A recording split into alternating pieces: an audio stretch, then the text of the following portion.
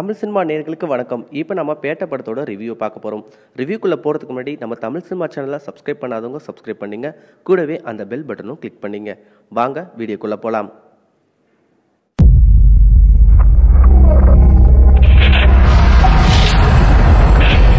tamilcinemanew.in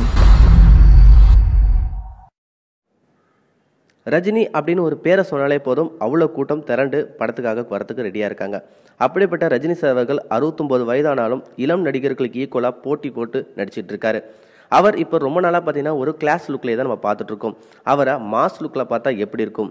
அப்படி ஒரு படம் தான் இந்த பேட்டை. கார்த்திக் சுப்ராஜ் அவர்கள் ரஜினி சாரை மாஸாக காட்டியிருக்காங்களான்னு பார்க்கலாம். படத்தோட கதை என்னன்னு ஃபஸ்ட்டு பார்த்துடலாம். நம்ம ரஜினி சார் அவர்கள் பார்த்தீங்கன்னா வார்டனா ஒரு கல்லூரியில் போய் ஜாயின் பண்ணுறாரு. அந்த கல்லூரியில் பாபி சிம்மா ரொம்பவே அட்டகாசம் பண்ணிக்கிட்டு ஜூனியரை ரேகிங் பண்ணிக்கிட்டும் அது டெரர் கேங் அப்படின்னு பேர் எடுத்துகிட்டு சுற்றி வந்துட்டு இருக்காரு. போன முதல் நாளே பார்த்தீங்கன்னா நம்ம பாபி சிம்மாவோட கொட்டத்தை அடுக்கி ஹாஸ்டலில் தன்னோட கண்ட்ரோலுக்கு கொண்டு வராரு ரஜினி சார். அப்போ தான் அங்கே படிக்கிற அன்வரும் மேகாவும் காதலிக்கிறாங்க. அவங்களோட காதலுக்கு நம்ம ரஜினி சார் அவர்கள் உதவுறாரு. அதே சமயத்தில் வார்டன் மேலே கடுப்பாக இருக்கிற பாபி சிம்மா அவரை அடிக்கிறதுக்கு அடிக்கடி ஆள் செட் பண்ணி அனுப்புகிறாரு. ரஜினி சார் அடிக்க போகிற ஆளே பார்த்தீங்கன்னா வேற கேங். அவங்க எதுக்கு அவர் கொல்ல முயற்சி பண்ணுறாங்க? அவங்களுக்கு இவருக்கும் என்ன சம்பந்தம்? அந்த கேங்கை அணைச்சி வச்சவங்க யார் அப்படின்னு நிறைய கேள்விகள் இருக்கும் ஃபர்ஸ்ட் ஹாஃபில்.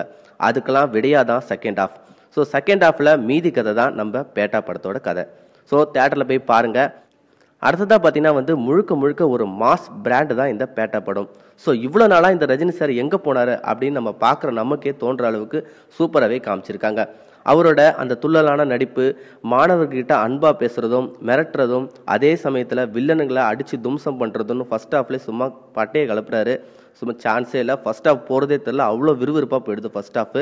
செகண்ட் ஹாஃப் பார்த்தீங்கன்னா அதில் சிம்ரன் இருக்காங்க, த்ரிஷா இருக்காங்க, விஜய் சேதுபதி இருக்காரு, பாபி சிம்மா இருக்காங்க, இவ்வளோ பேர் இருக்காங்க. அது மாதிரி முனிஷ்காந்த் இருக்காரு.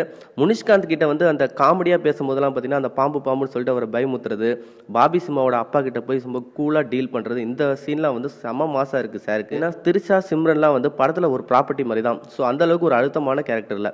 எல்லாமே சூப்பராக இருக்குது. ஒரே ஒரு குறை தாங்க, படத்தோட கதை ரொம்ப பார்த்து பழகி போன ஒரு பழி வாங்குற கதை.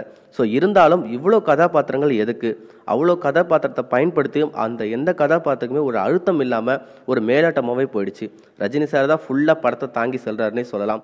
படத்தோட ஸ்டார்டிங்கில் பார்த்தீங்கன்னா தேவா இசையமைச்சிருப்பாரு. அந்த அளவுக்கு கூட பேக்ரவுண்ட் மியூசிக் நம்ம அனிருத் பண்ணல. அந்த பேட்டை சாங்கே வச்சு ஓட்டிடுவாங்க போல படம் ஃபுல்லாக, அந்த அளவுக்கு இருக்குது. படத்தோட ப்ளஸ் என்னன்னு பார்த்தீங்கன்னா ரஜினி முழுக்க முழுக்க ரஜினி தான் படத்தோட ப்ளஸ். அந்த ஃபர்ஸ்ட் ஹாஃபில் விறுவிறுப்பு, அவர் பண்ணுற ஆக்ஷன் சீக்வன்ஸ், அவர் கொடுக்குற டைலாக், மாசான டைலாக் அப்படின்னு சும்மா ஃபர்ஸ்ட் ஹாஃபே தெரிக்குது. ஃபர்ஸ்ட் ஹாஃபுக்கே நம்ம போய் பார்க்கலாம், அப்படி இருக்குது. படத்தோட மைனஸ் என்ன பார்த்தீங்கன்னா கதை தான்.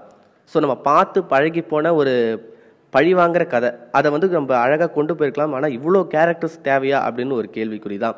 கார்த்திக் சுப்ராஜ் அவர்கள் பார்த்தீங்கன்னா கிளைமேக்ஸ் சீன்லலாம் ராம ஆண்டாலும் ராவண ஆண்டாலும் ஒரு பாட்டு வரும். ஸோ அந்த சீன்லலாம் ஒரு வின்டேஜ் ரஜினிகாந்த் அவர்களை பார்க்கறதுக்கான ஒரு வாய்ப்பு இருக்கும். அந்த அளவுக்கு சூப்பரான சீன்ஸ்லாம் இருக்கும். ஸோ அதுக்கப்புறம் பார்த்தீங்கன்னா அந்த கிளைமேக்ஸில் கொஞ்சம் ட்விஸ்ட்டு, அப்புறம் ஆக்ஷன் சீக்வன்ஸ், இந்த மாதிரி எல்லாமே சேர்த்து ஒரு மசாலா மூவி தான். பேட்டா படம் ரஜினிக்கு ரசிகர்களோட கோட்டனே சொல்லலாம். ஸோ அவங்களுக்கு செம மாசானிட்டு, நம்மளுக்கும் ரஜினி சாரை ஒரு கொஞ்சம் வின்டேஜ் ரஜினி சாரை, அது மாதிரி ஒரு நகைச்சுவை உள்ள ஒரு ரஜினி சாரெல்லாம் பார்க்கறதுக்கு நிறையவே வாய்ப்பு இருக்கும். கண்டிப்பாக நீங்கள் எல்லாருமே போய் தேட்டரில் பார்க்கணும், பேட்டா படத்தை என்ஜாய் பண்ணணும். ஸோ போட்டியாக விஸ்வாசம் படமும் வந்திருக்கு. விஸ்வாசம் ஒரு ஃபேமிலி சப்ஜெக்ட், ஒரு கிராமத்து சப்ஜெக்ட்னால அது வேறு ரேஞ்சில் போயிட்டுருக்கு.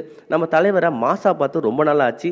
ஸோ அது பேட்டரில் கிடச்சிருக்கு. ஸோ அதுவும் நம்ம பார்க்கலாம். ஸோ ஒரு எனர்ஜெட்டிக்காக ஒரு சின்ன பையன் மாதிரி ஒரு லவ்ஸு, அது மாதிரி நிறைய சீக்வன்ஸ் இந்த படத்தில் இருக்குது. கண்டிப்பாக தேட்டரில் போய் பாருங்கள், என்ஜாய் பண்ணுங்கள். மறக்காமல் நம்ம தமிழ் சினிமா சேனலை சப்ஸ்கிரைப் பண்ணுங்கள். நன்றி, வணக்கம். மேலும் இது போல செய்திகளை தெரிஞ்சுக்க நம்ம தமிழ் சினிமா சேனலை சப்ஸ்கிரைப் பண்ணுங்க.